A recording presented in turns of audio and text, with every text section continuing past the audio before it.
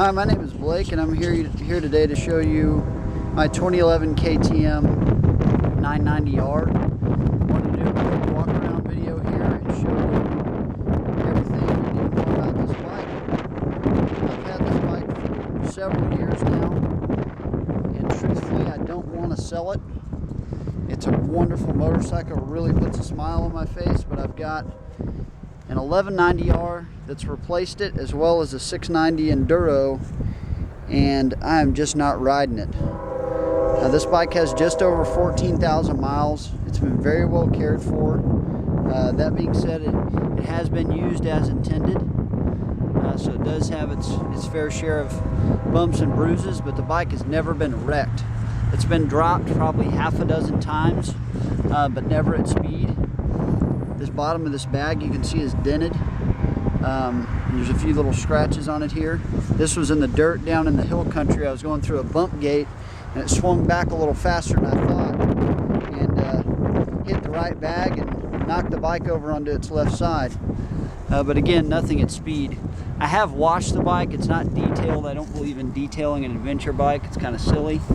It does have the Leo Vents carbon slip-ons. They sound fantastic. That's probably what I'm going to miss the most about this bike, is the sound. Again, it's got the KTM hard bags that are removable. It's got a Pelican top case, which I love this thing. It's what I put on my 1190. Really handy. I've of course got the owner's manual there. Got a little soft case for the Zumo 550 GPS, and a security screwdriver that I actually made myself, and I'll include that as well for that locking mount. As far as the bad, I showed you the little bump on the bag there. The top of this bag is dented ever so slightly, nothing major. This Pelican, you can see a couple little gouge marks. I don't know if it shows up in the video there, on both sides. There's one here, and a couple of here. These, I believe, happened in Colorado. Again, never wrecked, just dropped. I've got kind of short legs, and if I get in a spot where I can't put my feet down, I'm in trouble. Here's a few little marks on the end of the handguard. It's got these bags on it, which are fantastic. I keep my tools in here. You can see where the bags got chewed up, but they're still in good shape. They still work great. These engine guards, you can see there's some marks there from when it's been dropped. A few up here. This, on the rider's left, this bar is bent a little bit. It just barely clears the plastic, but it certainly doesn't hurt its function. It's done what it's designed to do. It's got the Black Dog CycleWorks mounts and PIA lights, they're fantastic. The front tire is a TKC 80. It's what I've run for 12,000 miles or so. Not the same tire, but it's got the typical scalloping that you see in the TKC 80 with wear. Front tire is probably 30%. If I was going to keep the bike personally, I would replace it, but it still does have some life left in it. The front brake pads are in excellent shape. It does have SKF fork seals in the front. I had one problem with a fork seal that started leaking down in Big Bend. Put SKFs in it and haven't had a problem since. Here's some more scuff marks on this right hand guard. And a few more scuffs here on the engine guard on this side. I do have a battery tender that I keep it on all the time. I usually tuck that up in there when I go ride. It's got a radiator guard to protect the radiator. It's got a set of, these mirrors are actually off my 690 Enduro. They got a lot better visibility, and I just take them off when I go off-road. It's got a Zumo 550 GPS with a RAM mount, KTM tank bag, which this thing's really, really handy. It expands. Let's see here. You undo this zipper, and the thing will get quite a bit bigger.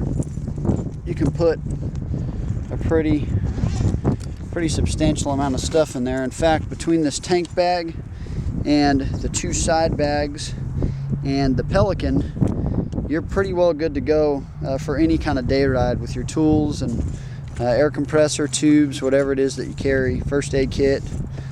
The suspension, again, I've done the SKF fork seals in the front. It has been geared down just a little bit. It's got, I don't remember if it's a 3-tooth bigger rear sprocket, but it's a Super Sprox, slightly larger rear sprocket. Makes that first gear a little bit better. It's got a little wear here on the frame from my boots.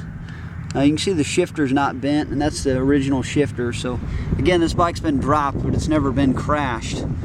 And again, it's not detailed, but the bike runs great. The only kind of, I guess what I would call an issue, but it's really not, but I want to make the purchaser aware of it. Every once in a while, when the bike's been sitting for a while and I start it and it's dead cold, it will drip gas out of the vent tube for probably 30 seconds. And it happens probably twice a year. It did it this morning when I started it. But like I said, it's such a rare problem, and it's not a significant problem. I really haven't investigated it. Aside from that, the bike does need its annual service. It needs an oil change, and it needs the valves checked. I haven't done that. I bought the 1190 and spent quite a bit of time sorting it out.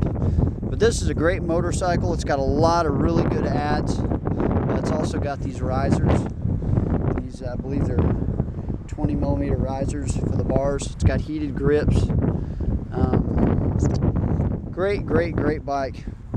Oh, it's also got these, of course these are the factory pegs, but it's got these rubber inserts. If you pull these out, which I do if I'm going to go off-road, strictly off-road, those pegs work really good. Still got the passenger pegs on it. I've never used them. These bags come off real easy. And they lock to the mount. You just unlock it here and flip this open and the bag slides right off. And then you've still got these cages here to protect the bike and the exhaust. But all in all, a really great motorcycle. It's got a few little flaws that you would expect with an adventure bike. Again, it's been used, but it hasn't been used. Very well taken care of mechanically. Just haven't got to the service this year because I haven't ridden it. It's also got a Touratech seat. You can see it in the shadow there. That seat's about $650, and it is worth every single penny. That's actually the Touratech low seat. It's got the Hyde Racing. Sorry, I'm kind of bouncing all over the place here. It's got the Hyde Racing touring windshield. I've also got the stock tinted windshield that I've cut down to about right here. So when it gets hot out, if I'm going to be doing a lot of off-road, I'll put that short windscreen on it, and that's included with the bike. The rear tire is K60 Hyde now, and it's probably 60% or a little bit better. The rear tire is very good. It's got Michelin tubes in it, front and back. It's always had Motorex oil in it. Changed either every year or 3,000 miles, whichever came first. All in all, a really great bike. Oh, it's also got, as I go through this, I think about all this stuff I put on it. It's got this heat shield right here. I can't remember the company that sells that, but that little piece right there makes all the difference in the world. Those of you guys that have ridden 990s, it'll about melt your boot on that right side without that heat shield. That makes it pleasant to ride. It's got the factory skid plate on it there, and you can see that's not all beat up. This bike's been well taken care of. But again, if you're looking for a 990, it's the Aura model. It's got the longer travel suspension. It's got a little bit more horsepower. I think 110 or 115. You'd have to do a little research, but this bike's got all the right ads on it. Believe me, it adds up in a hurry. The biggest thing about this bike is you can buy it and you don't have to spend 3, 4, 5 months doing the research, figuring out what you want to put on it, ordering it, paying for it, installing it. This bike is pretty much turnkey. You buy this sucker, load your stuff on it, head to Colorado, head to Big Bend, head to Utah, wherever your favorite riding destination is. Certainly not in a position where I have to sell it, but it's not getting used, and I'd like to get what I think is a fair price for it, and somebody's going to get a really great motorcycle. If you have any questions, feel free to email me, and I'll do my best to answer them. Thanks so much for listening.